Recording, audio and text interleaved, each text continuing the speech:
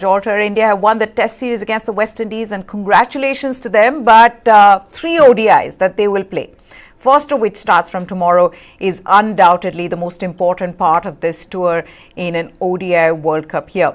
India have a maximum of 12 ODIs that they can play before the World Cup. And why I say maximum is if they end up playing the final of the Asia Cup, it'll be 12 ODIs.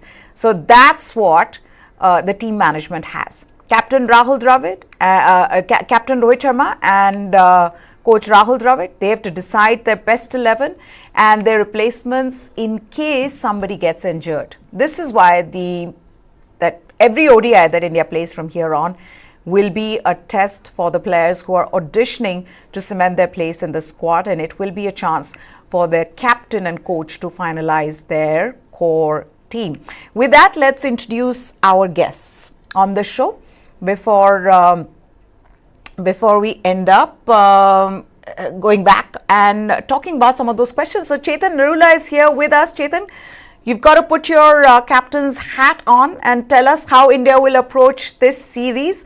But let's just first at least put the preview out for everybody, and then we can come back to asking questions. So, like I said, India and West Indies are two teams that are at two ends of the spectrum, contrasting ends of the spectrum. India are at the third place right now, and as hosts of this year's World Cup, they are one of the favorites, whereas West Indies are ranked 10th and have, in the most shocking manner, failed to qualify for the tournament. Rohit Sharma's team head into these 3 ODIs hoping to fine-tune some problem areas, chiefly who the first choice wicket-keeper should be. Who should bat at number 4? If Shreyas Iyer does not make it back in time for the World Cup, who can fill that number 5 role that KL Rahul batted at with rather impressive numbers, and who steps up should Jasprit Bumrah not make a successful comeback in the next 2 months? So a lot of questions here. And Chetan, if you just look at this team and what they're expecting out of this ODIs, it is answers to these questions, some of these questions that we'll be raising here on the show. But this is an audition of sorts. Jamie Alter is also here with us. This is an audition of sorts for a lot of these players like Ishan Kishan, Sanju Samson, Umran Malik, if he gets an opportunity, which I think he will, and a lot of others. So this is an important series. I think this is the most important phase of this tour. Hi, Meha. Thanks for having me again. Yes, it is the most important part of this particular tour. I mean, these 3 ODIs, you mentioned that India have at maximum 12 ODIs, but let us also tell our viewers that even before the Asia Cup, the preliminary squad for the World Cup will have to be announced. So technically, they only have 3 ODIs. I mean, in the Asia Cup, they will have to play the combination or the 15 or 18 players that they choose or shortlist for the World Cup. And then, of course, the 3 ODIs against Australia at home in September. That will have to be the World Cup squad in itself. So technically, they have 3 ODIs and maybe 3 T20 in Ireland, and obviously T20 West Indies to basically iron out and see who are the players in form. As you mentioned, quite a few players you mentioned as well. So let's start with what are the gaps in the team? They need a third opener, they need a wicket-keeper batsman, they need a solution to the number 4. They need to identify who are their 3 all-rounders, and most importantly, if Jasprit Bumrah doesn't make it, they need to identify whether they want to take 4 pacers or 3 pacers and 2 fast bowling all-rounders in Shardul Thakur and Hardik Pandya. So, and of course, whether they want to continue playing Jaydev or Unadkat in a World Cup situation. So, quite a few questions to be answered, very, very little time. And I somehow doubt they'll find the answers to all those questions. The other big questions also, Jamie, is what happens if players who come in place of Shreyas Iyer and KL Rahul end up doing well? What do you do then? And the other thing, what's the time frame that you're giving to these injured players, or when they should come back? What's the maximum time that you'll give them? Because at the end of it all, they need to not just be fit, but they also need to be match fit. They need to have gone through, some amount of match practice. So those are also the other questions. Absolutely. Let's start with Jasprit Bumrah since there seems to be the most talk around him. I think it's foolish to even rush him back. And Chetan's absolutely right. The squad will have to be announced well before, these major matches start. If Jasprit Bumrah is not going to Ireland, I don't think there's any logic in playing him. Yes, he can conceivably tick every box that has to be ticked by all the physios and the doctors and the experts at the NCA. But that's just one. It's a major part, but it's just one part of his return to India's team, whatever team it is, right? I've said it before. I don't know what is to be gained by sending him to Ireland because it's probably going to rain a lot. He'll only be bowling a maximum of 4 overs. But if the Asia Cup is going to be cutting it too close, then why spend so much time discussing Jasprit Bumrah? I would rather see, like you mentioned, Shreyas Iyer has the best middle order stats in the last 2 years. And let's face it, stats do end up being a major criteria for selecting someone, right? But if he's in a race for time, who bats at number 4? We know the obvious names. There's Ishan Kishan, there's Sanju Samson. Some will say send Suryakumar Yadav. But there's just too many pieces of the proverbial puzzle which are not going to be able to put back in time before that squad has to be announced. So let's hope that the right calls are taken in the West Indies. And my point is, whichever calls are taken, just back that person. Don't, irregardless of whoever plays 4, 5, 6, 7, whatever it is. If they fail in the West Indies, don't change them because it's too close to be trying somebody else. It's too close to be waiting for KL Rahul and Shreyas Iyer to come back. Whoever you pick in the West Indies, make sure that person or these people play the Asia Cup. Maybe not play Australia because you probably have your team locked in. You may want to give them rest before the World Cup. Just don't start chopping and changing now. Less than 2.5 months from the World Cup. Okay, number 4 and wicket-keeper, that's what we're talking about. The battle is not just for the wicket-keeper slot, but also the number 4 role, which is between Sanju Samson and Ishan Kishan, who have contrasting numbers when it comes to the middle order in the ODI. Samson, he averages 71, strikes it over 105 when batting in the middle order, whereas Ishan Kishan, his success has been as an opener, where he's averaged 119, but I think that is also because of that 200 that he scored against Bangladesh. At 1 down, that's his average. At 1 down, he averages 40.75. But at number 4 is where he's not able to score runs. He's averaging just 21. So I think there is that problem as well because India have too many openers or they have options when it comes to openers, but in the middle order, what do? Having said that, what we've seen in the West Indies is that the team management is extremely keen on a left-right combination in batting. And also given Ishan Kishan was impressive in test matches in the West Indies, like I said, he scored a 200 this year, can he be the chosen one? You look at Sanju Samson, he offers flexibility. He can be that floater in the team. He could come and open, he could come in the middle order, he can even be your finisher if you want him in that position. So, I think what they'll be dealing with is that able replacement for Rishabh Pant, but also all these things that I've just spoken about, Chetan, where, I got the sense, I don't know if you'll agree with me, but I got the sense that Rohit Sharma, Rahul Dravid, they are really interested in having a left-hander in their batting. And I feel like I know Sanju Samson's done well in the ODIs, but why do I get this feeling that Ishan Kishan's going to get a nod ahead of Sanju Samson because of what he's done in test matches?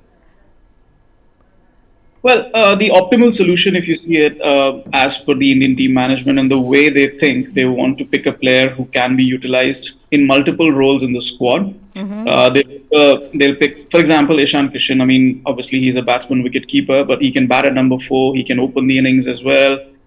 So he can perform multiple roles. So he will always be the first choice. So even if Shreyas Iyer and KL Rahul come back, Ishan Kishan will continue to be in the squad. However, if Shreyas Iyer and KL Rahul don't come back, then you obviously need people who excel at particular situations. Now, my mind goes back to the 2019 World Cup where KL Rahul was supposed to bat in the middle and Shikhar Dhawan got injured and then he became the opener. And suddenly, India played the entire World Cup without a proper number 4. And we are in that same situation where our regular number 4 is injured, our regular wicket-keeper batsman is injured, and now we are trying to experiment with an opener and trying to make him a makeshift number 4, and then some injury happens, and then he'll be a makeshift opener, and again the number 4 gap will be open. We are looking forward to a World Cup. If for a second consecutive World Cup, if we go in without a proper number 4, I'll just have it with this team. I mean, I'm just you have to have a proper number 4 in the middle. Sanju, there's no other choice than Sanju Samson. Whether Shreyas Iyer comes back or not, KL Rahul comes back or not, you need to give him a run. I have been a very vocal critic of Sanju Samson, but for the first time, perhaps, I want him to get 3 ODIs and then those T20s and those T20s in Ireland or whatever, Asia Cup, give him a proper run. Yes, you ideally want a left-hander in the lineup, but if you wanted that, you should have planned for that. You can't just rely on one Rishabh Pant. Yes, he was in an accident, but what if he had been injured? So you can't really rely on just one batsman, or you can say, okay, you know what, we'll use Ravindra Jadeja at number 4. But Sanju Samson has to play in this playing 11. This is the only time where he actually deserves to be in the playing 11, batting at 4 and 5 and actually making a case for himself. And I would be really frustrated if they go in with another makeshift number 4 in this World Cup. You know, the thing is, there are a lot of Sanju Samson fans who will agree with you. And there are many. Also because he's done enough, Jamie, in terms of, whatever opportunities that he was given in ODIs.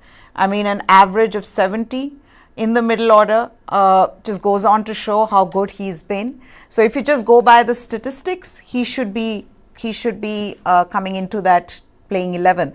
But my problem with Sanju Samson is there is this word attached to him, which he can't seem to get rid of, which is inconsistency. Sanju Samson is not consistent enough. Has he done enough to get rid of that word? Should he be there, like Chetan saying that he'd be very disappointed if he's not there? He is your right number 4. Do you think he's done enough in the chances that he's got? Do you believe that he should be that number 4? Yeah, I'm not sure where the inconsistency concept comes from, because it's in T20s where he's been inconsistent. He got 10 matches in a row in 2022. Just last year, he averaged 71 and 105. So these stats are not accumulated from 3-4 years. These are just in an 8 to 9 month window. And when you look at those numbers, I'm on the same page as Chetan. There is no other option. Ishan has, yes, he's not had a fixed batting role, but he's got that one double hundred, let's face it, against Bangladesh in a dead rubber match. Otherwise, the numbers just don't add up, right? I've said it again, if he's not opening for you, he does not deserve to play in your 11. And lefty-righty is a rather overrated concept. It works in certain situations. 2 months from the World Cup, we cannot be trying to factor, we need a left-hander. Chetan's right. If you've not got one now, this is not the time to be starting. You have a ready-made floater. Samson can float, he can finish. He finished matches against South Africa. And again, Meha, finishing is not finishing matches. It's finishing innings. It's the difference between ending on 290 and ending on 330. Sanju Samson can do this. Hardik Pandya can do this. Can Ishan Kishan do it? Obviously. Has he been doing it? Unfortunately, no. When your success has come opening and there's no need for an opener right now, you need a number 4 who could on any certain day also fall back to number 6. Shreyas Iyer provides you that option, but he's not around right now. Yeah. So for lack of options, Sanju Samson has been doing that. Those 9-10 ODIs all came in a row across various series in an 8-9 month period. If you're not going to pick someone based on numbers, and like you said, the average is 71, the strike rate is 105, batting in the middle order, who else are you going to pick? Well said. I've got to though ask you this. KL Rahul and Shreyas Iyer, how long should the team wait for? Chetan? After the Island series, you need to take a call. I mean, if they haven't played any cricket till then, if they are not sufficiently fit enough to take part in the latter stages of the Asia Cup, or even in the early stages of the Asia Cup, then I think the train has left the station. I mean, it's the same thing for Jasprit Bumrah. For Bumrah, maybe they might just wait a little bit more because obviously Bumrah brings a lot more to the table in terms of his attacking bowling, his prowess in the death overs. But in terms of batting, we have suitable replacements, and we just need to give them time enough. For example, we need to give Ishan Kishan or Sanju Samson or whoever's going to bat at number 4, whoever's going to be the third choice opener, wicket-keeper batsman. You need to give them sufficient time to, be part of the squad, understand what the team wants from them, what their roles are going ahead for the World Cup. So if by the start of the Asia Cup, those two aren't fit, I think they should be out of the World Cup reckoning. No, so my thing is, what if they are fit? Are you going to draft them in Asia Cup, Jamie? Look, the ICC gives you a time period by which you have to announce your squad, right? Now you could keep some players on standby, that's there, right?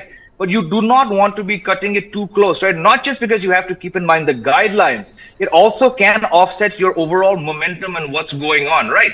Like, for example, why are they playing 5 T20Is right now when there's nothing to be gained? You should have been playing more ODIs.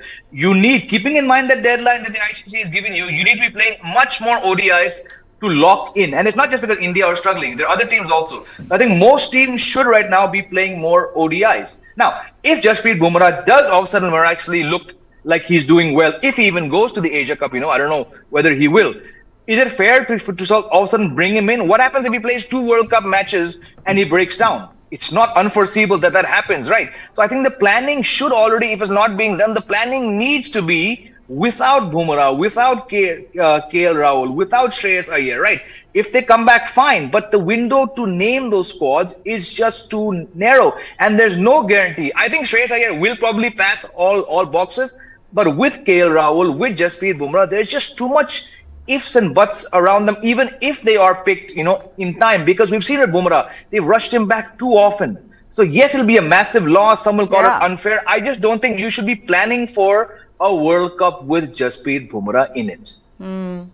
Okay, now let's also talk about another player. As phenomenal as he's been in T20Is, Suryakumar Yadav averages 24 after 23 ODIs in his most recent outing in the format saw him make 3 consecutive golden ducks. Sky is averaging 8.16 this year in 7 ODIs, having scored 49 runs. Last year, he was given 13 games. He scored 260 runs at an average of 26. He's been played mostly at number 5. That's the maximum number of times. That's one position where he's played, where he averages 35, which is the best in comparison to all the other positions where he's played before. The question is, how long will India continue to wait for Surya to find his incredible T20 form? Can there also be, I'm asking the question, can there also be a choice between, say, a Samson and Surya or Ishan and Surya? Or will India continue with Suryakumar Yadav in the hope that the day he gets going, he completely changes the game, that he wins the game single-handedly, even in ODIs, if that's possible? Chetan, what do you make of this? I mean, you're talking about numbers and going by numbers. Yes, Samson should come in, but also going by numbers, Suryakumar Yadav shouldn't be in that side. I mean, look, the numbers can be flattering sometimes. They don't really present the full picture, and anybody can have a bad run. I mean, he literally faced 3 to 5 deliveries in those 3 ODIs where he was out without scoring too many runs. So I'm not going to judge him based on that because I don't believe that he should be batting at number 4. I don't think the number 4 spot in ODI suits his gameplay. I mean, look at the number of runs he scored and the strike rate with which he scored at number 4 in T20s. But the situation is different. When he comes at number 4 in T20s, there are hardly, 12, 15 overs remaining, maybe 18 overs remaining if India loses early wickets. So you need to give him a situation where he bats in ODIs with 15 to 20 overs remaining. And that is number 5 and not number 4. So number 4, if you are thinking of playing Suryakumar Yadav at number 4, might as well drop him from the ODI squad because he has to play at number 5. You need somebody else to bat at number 4 and then Hardik Pandya at number 6 or Hardik Pandya at 6, at 5 and Suryakumar Yadav at number 6. The problem with number 6 is that you also need somebody who can finish the game, and that is something that Hardik Pandya has been doing. So for me, either Suryakumar Yadav bats at number 5 or he shouldn't be part of the ODI squad. Now, the thing is whether the team management realizes this or not. As for your question, how long they would wait. I think because we don't have KL Rahul, because we don't have Shreyas Iyer, we don't have any other option than to wait for him to find his form. And it's a good thing that he's going to have these 3 ODIs against West Indies. He scored a few runs in the last series, and he scored a few runs in the IPL as well. So maybe he just could get going once again. That confidence seems to be back. That you know what, I can still score runs in white ball format. So I'm hoping he'll score runs in this ODI form, in this ODI series against West Indies. But he needs to be batting at number 5 and not at number 4. Jimmy, do you believe that there is a chance that Suryakumar Yadav sits out and put in both Sanju Samson and Ishan Kishan? Is that something that they might do, or do you believe that this team is going to stick with Suryakumar Yadav and give him as many opportunities as they can before they finally say, okay, maybe we're going to move on from you? It's a tricky one just because of what the man has achieved in the T20I format. But again, it's 2 different formats, right? Yes, very, very harsh to judge him on 3 consecutive ducks, but I'm looking beyond that. If you subtract that, you've still got 28, 29 ODIs where he's not done anything, right? The time has moved on from where you can say, oh, he's batted a 3, 4. He's just not looked, and I'm talking about well before those 3 astonishing, ducks. He's just not looked the part of a T20 batsman. But that's because a lot of us look at it from the lens of the ridiculous things he's achieved in the T20I format. And I'll also back what Chetan says. He's not your number 4, right? But because Hardik Pandya can finish and finish matches, I think Suryakumar Yadav very much is a part of India's World Cup squad, but he's not a starter, and he's not been a starter. And I'll give you one final example. Pick up any of the 29, 28 ODIs that Suryakumar Yadav has played. Every single one of them has come because someone has been rested or injured. So it doesn't take a rocket scientist to realize that in the scheme of ODI things, Suryakumar Yadav is very much a replacement or a backup player. And despite that tag against him, he's not been able to grab his chances. So if Rahul and Shreyas Iyer are around, in my book, there's no chance he gets into India's playing 11. He gets in if, again, someone like Ishan Kishan or Sanju Samson mess up their chances in the next few months, or if someone gets injured. He's never been a starting player, and it's not the time 2 months for the World Cup to look at Suryakumar Yadav as a starting player now. If Hardik Pandya does not bowl, should he be in the ODI team? I mean, it's a genuine question because at the end of the day, there are days when he's feeling okay and he bowls and he actually changes the game. Then there are times when he just doesn't bowl. No, in my book, he should be. He absolutely should be. But at what position then he should be batting at? That's the question for me. If he's bowling, then obviously number 5, number 6, because obviously you need to manage his workload and you need to make sure that he lasts the entirety of the tournament. But if he's not bowling, if it's pre-decided that he's not going to bowl at all, or maybe he'll send out 2 or 3 overs or something like that, then he should be batting at number 4, because he can actually, as he's shown, that he can actually guide an entire innings. He can be that pivot and he can finish games batting at number 4 as well. So, and let me just say this, I know for a fact that personally he wants to bat at number 4 in ODI cricket. He just doesn't say it. He just doesn't admit it. But he wants to do that job for the team. But for some reason, he has to play the number 5, number 6 role. But I do think that he's going to bowl in this World Cup. I don't see a World Cup where India can afford Hardik Pandya not bowling, because we need 6 bowling options in this World Cup. We've seen stranger things happen during World Cups. We've seen Vijay Shankar coming in place of Ambati Rayudu after having been given enough opportunities throughout the year at number 4 as a multi-dimensional player. But okay, moving on to the bowling, or should we also just talk a little bit about the 3 players who are going to be there on that team sheet tomorrow? Rohit Sharma, of course, Shubman Gill in the form of his life in white ball cricket, and there is Virat Kohli. Now, I wonder how these 3 will be approaching the series, Jamie. Shubman Gill didn't have a very impressive test series, would want to score runs here. Rohit Sharma has had a good test series, would want to continue that form, because we've talked about how important it is for Rohit Sharma to hit that top form going into this build up sort of series before the World Cup. And then there is Virat Kohli, who you give him any conditions, any pitch, he just wants to go out there and prove everybody wrong. I can bat in every format. I can bat aggressively. I can grind it out. So how do you see these three?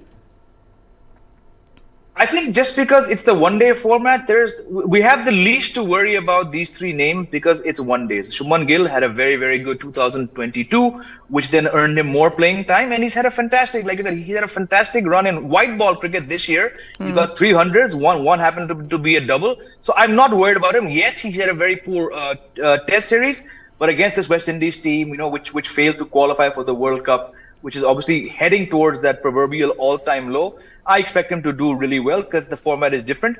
Rohit Sharma, yes, extremely inconsistent, but he showed some of a return to form earlier this year. I know it was Jan and Feb when he last played ODIs, but there's enough to tell from that sample and the way that he's been batting in the Test matches that he's going to do pretty well. And even in the World Cup, even if his form does tail off, Maya, before the World Cup, given the fact that it's at home, it's ODIs, a format where he has enough success, he knows it, I wouldn't be concerned. Virat Kohli is a very interesting one because in this whole, again, do we want to call it a slump? Do we want to call it an extended 4-year period of up and down form? He always looked the best in ODIs, and knowing the drive, knowing the fitness, knowing the fact that this could be his last World Cup, he is going to give it his best. So frankly, these three names, I'm not too worried about, but I'm just very keen to see what approach does Virat Kohli take, not just in these three ODIs, because we've seen he does get stuck against the spinners. Is he going to perhaps use the recent form, the 100? Is he going to use that as a catalyst? Say, you know what, I'm going to be a bit more dominating. I think that's the most interesting. Otherwise, nothing to worry about in my book with these three people keeping an eye on the World Cup. Just stay fit, all three of you. That's it. Absolutely. That's what we all want. Okay, moving on to bowling now. For this tour, the options are Hardik Pandya, there's Ravindra Jadeja, Akshar Patel, Yuzvendra Chahal, Kuldeep Yadav. There's Mohammad Siraj, Mukesh Kumar, Shardul Thakur, Umran Malik and Jaydev Unadkat. Now looking at that list, it seems likely that both Mukesh as well as Unadkat are not really going to be able to make it to that World Cup list, right? Because there's Mohammad Shami who's rested. He's going to come back. There is of course Bumrah. He might return in that time. So with that in mind, Chetan, will Team India play Umran? Just to see what he has to offer. I mean, we keep talking about how we want this express fast bowler. We've got one. Try him out. Let's see what he's got. He's played I think 7 ODIs. He's got 13 wickets. Is that something they look to do? The other thing is also, will they give a chance to Chahal? Which we'll come to, but first Umran Malik. Your thoughts on Umran Malik being given an opportunity and given a run?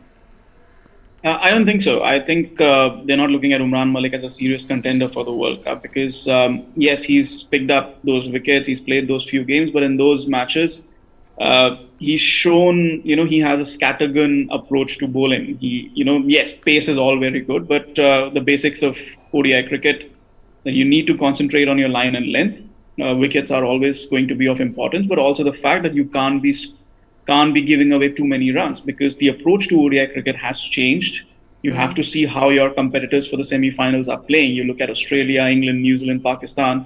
They all play attacking cricket. So you can't have a bowler whose economy is a little higher or who can go for a lot of runs on any particular day or who lacks in discipline. So I think on account of his lack of experience, his lack of discipline, bowling discipline, I think Umran Malik is an outsider when it comes to this ODI World Cup.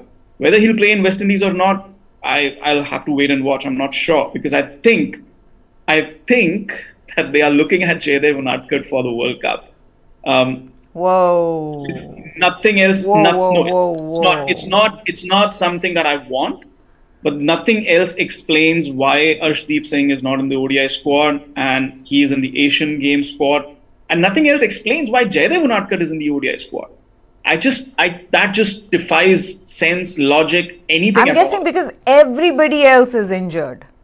I don't see any other reason. Shami is rested. That's all. And even if Shami is rested, you don't really need Jaydev Unadkat in the squad. You have Siraj, you have Mukesh Kumar, you have Shardul, you have Umran Malik. You have 4 pacers to play. in those 3 matches. It's just 3 matches. You won't even play so many pacers because you have Hardik who's also going to bowl. So why is Jayadev, if he's just a backup and if he doesn't play this ODI series, I'll understand that, okay, he was just there as a backup, a senior player. But if he plays this entire ODI series, I'm telling you, Meha, the way Rahul Dravid operates, the way this Indian team management operated last year as well, tell me, how did Dinesh Karthik make the last T20 World Cup? It's just so frustrating and beyond understanding this whole experience thing. Dinesh Karthik in the last World Cup, they took him to Disneyland, सब कुछ कर दिया उसके लिए, and now I see the same thing being repeated with Jayadev Unadkat as well. This is, if they do this, I mean, I don't know. I don't know what else to say. It's so much for transition. Yes, You've gone back the to... World Cup. Okay, let's also then talk about the decision between Kuldeep Yadav and Yuzvendra Chahal. Jamie, it seems like the team is more interested in putting Kuldeep Yadav there. Given the number of opportunities he's got, it seems like the team is not considering Yuzvendra Chahal as their specialist spinner for the World Cup because of the number of matches both of them have played. I mean, there's a huge difference there between Chahal and Kuldeep Yadav in terms of the number of chances that they've been given. Yeah, again, mixed signals, right? I can understand the value of having a Chahal, but if he's only played 6 ODIs in the last 12 odd months, then why are we even discussing him, right?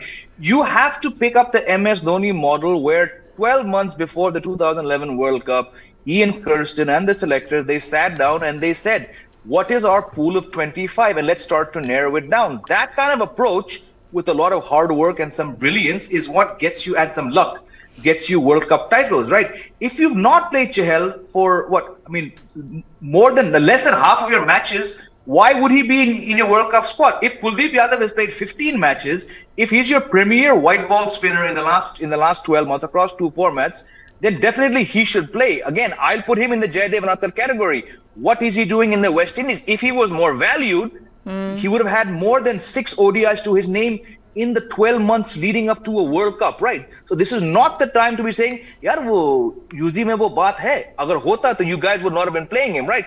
Look at the spinners, Meha, who played the most in the last 12 months, the most pivotal months leading up to a World Cup.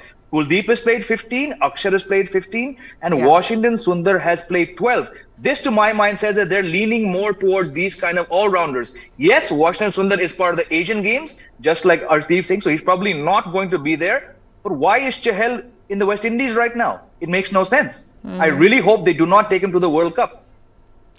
Which is the other thing, Akshar Patel. I mean, he's also featured in 15 ODIs, but now he'll have to make way for Ravindra Jadeja. Well, Jadeja was injured at that particular time when he played those 15 ODIs, and you need backups. I think, to my mind, Chahal is there because he's a backup to Kuldeep. Similarly, Akshar Patel is a backup to Ravindra Jadeja. When you are going to pick your 2 spinners or 3 spinners, depending on what is your 15-man squad combination, I think it is going to be Jadeja and Kuldeep Yadav first, and then you decide who's going to be your third choice spinner. Maybe Akshar Patel comes in, but he's not going to be your first choice spinner. To my mind, Chahal should be playing ahead of Kuldeep Yadav because he's much more intelligent, much more wily. But I don't think Rohit Sharma knows how to utilize or even prefers to utilize Yuzvendra Chahal given the way he's been available and not been playing white ball cricket. I mean, every captain has his own preference. I mean, you look at Virat Kohli, he probably prefers Chahal over Kuldeep Yadav, as we have seen. The one thing that I do know is that you cannot make the same mistake of playing 2 wrist spinners like you did in the 2019 World Cup, because you get smashed and then suddenly you decide, oh, you know what, we don't want to play 2 wrist spinners in the middle of the tournament, which is what happened in 2019. So 1 wrist spinner, 1 left arm spinner who can bat a bit, which is Ravindra Jadeja. I think that should be the way to go. And I think Rohit Sharma would want Jadeja and Kuldeep Yadav ahead of Chahal and Akshar Patel. The other thing, Jamie, Mohammad Siraj, they've rested Mohammad Shami, rightfully. I mean, he needed rest. But what about Mohammad Siraj? He's played, 6 of the 7 test matches this year. At some point, are you going to say, given he might be the leader of the pack when it comes to India's pace attack, should he be rested? Absolutely. Look, he's not one of those players which fall in the category of "Yaar, dekhna hai ki what he can do." The year started, he was ranked number one in ODIs, right? I know he's fallen down that order, but that's natural. But like you just said, if he's played six of India's seven Test matches and he's played a handful of white ball cricket, nothing to be gained. He's already proved himself as very, very capable. And because the World Cup is being played in India, and I look back at his success at the start of the year against Sri Lanka, against New Zealand, he was bowling so well. So he's already passed that test. Nothing to be gained for him playing these 3 one-days. So let's hope that they don't play him, because he's coming off, okay, it was not the most grueling of Test matches, but the guy bent his back on that flat track to get you 4 wickets in that one spell. Nothing to be gained.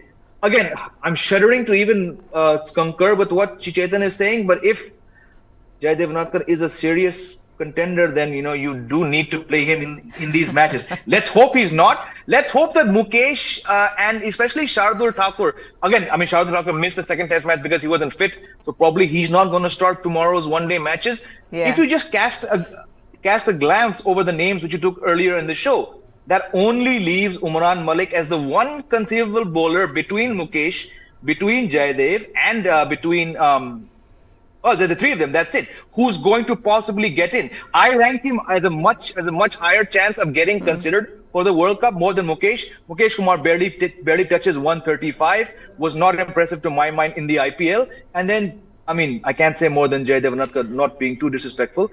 Umran Malik, yes, he goes for 6 per over, so he's probably going to get you 60 runs, which is not ideal, but slim pickings, right? If you have to give someone from those 3, I would definitely rest Siraj and go with Umran Malik.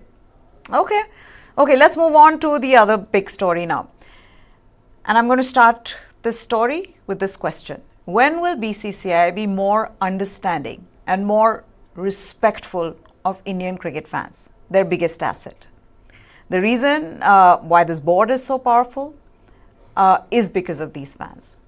Why am I asking this? Because not only did they delay the announcement of the World Cup schedule, now, even as fans scramble to book the flights and hotels, there are reports that the most anticipated match of the tournament between India and Pakistan, which is on 15th of October, which was meant to be on 15th of October, might just be rescheduled. Why?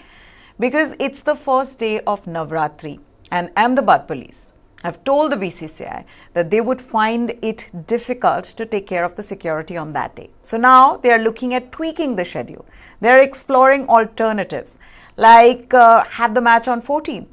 But will that be possible, given that Pakistan have a match against Sri Lanka in Hyderabad on 12th?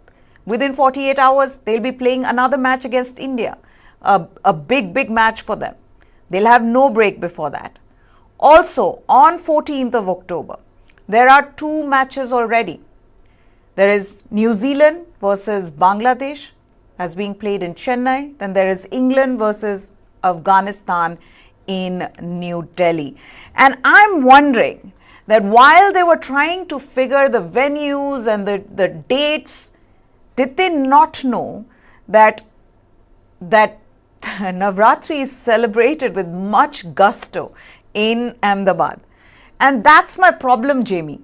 We've heard stories now of fans trying to book hospital beds just so that they can go and watch this match in Ahmedabad, and that might be rescheduled. There are memes, but more seriously, this is ridiculous. यही पागल लोग तो इस team को इतना चढ़ा के रखते हैं ना. So I mean, as long as these fans, but look, this is nothing new. Yes, the context is new because, like it's been discussed to death, the delay in the World Cup is an unprecedented delay. It's never, I mean, all 3 of us have had to book accreditation. I mean, I was just speaking to someone in the ICC and saying, "Bhaiya, when is the accreditation coming?" And that date is now 3 days beyond schedule.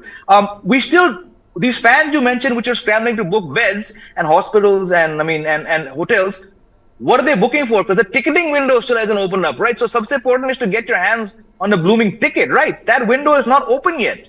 Yeah, that's been delayed now because the schedules might be changed. But Meha, we've been saying, how many times have 3 of us been on some platform?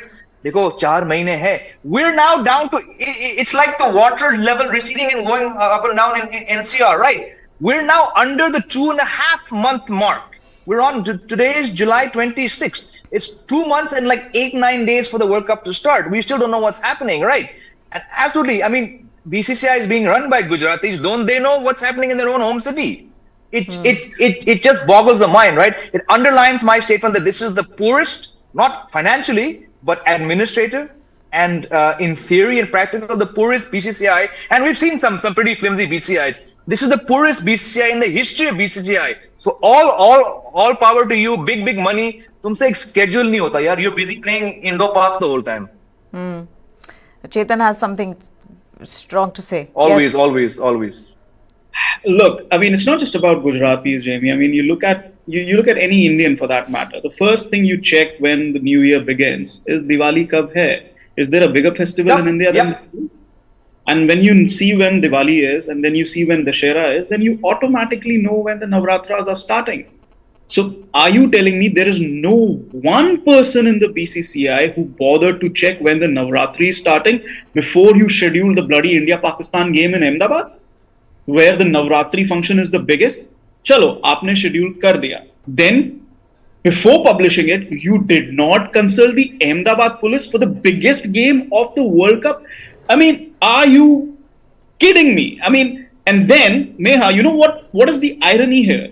Yesterday, they formed a committee for the betterment of fans' experience in the World Cup. And today, the news comes that the match is going to be preponed. PCBs did so much drama for the Asia Cup. Are you telling me they're going to just simply accept the match being preponed to October 14, playing India within 48 hours of playing Sri Lanka? Yeah, absolutely. This is, and I don't even want to go to the fact that hotel prices in Ahmedabad are touching $1,500 for one night. So what are you doing to the fans? Yeah, absolutely. What are you doing for the fans?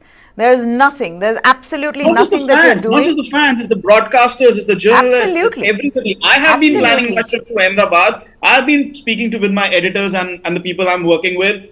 And I have just told them that I can't make any decision about travel or accommodation until and unless I know what is happening, because there's so much money involved. So it's everybody, it's not just the fans, it's everybody. But does the BCCI care? Yeah. No, absolutely. It's an absolutely shoddy arrangement by the BCCI. First delaying the schedule, first not being able, not telling us when the dates and venue, when they'd announced that, delaying that, and now not even knowing what to do, where to host India-Pakistan match, and when you end up hosting it in Ahmedabad, where Navratri celebrations are huge.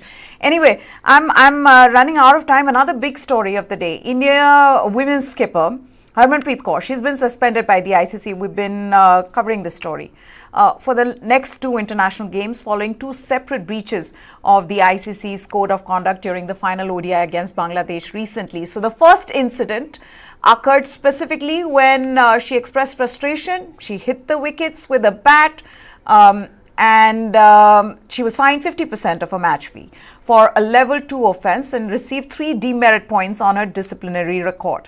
The second breach was during the presentation ceremony after the game, in which Harmanpreet criticised the umpiring in the game. In that, she was fined 25% of her match fee and she received 1 demerit point for this offence. As a result now, she ended up accommodating 4 demerit points. That converts into 2 suspension points, which results in a player getting banned for 1 test or 2 ODIs or 2 T20Is, whatever comes first. In this case, it's the quarterfinals and the semi-finals of the Asian Games, because remember, India have already qualified for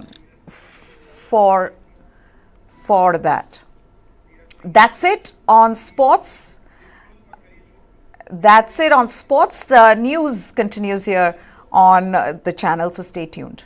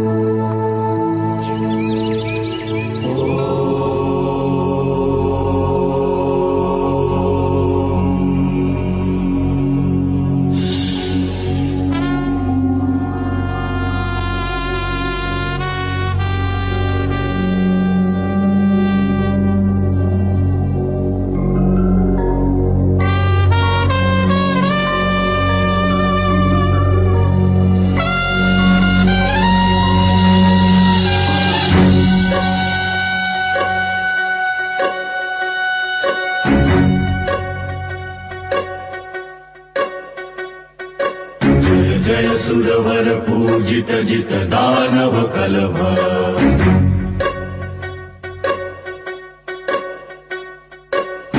स्वर वर लंबोदर दर हर हर कलभ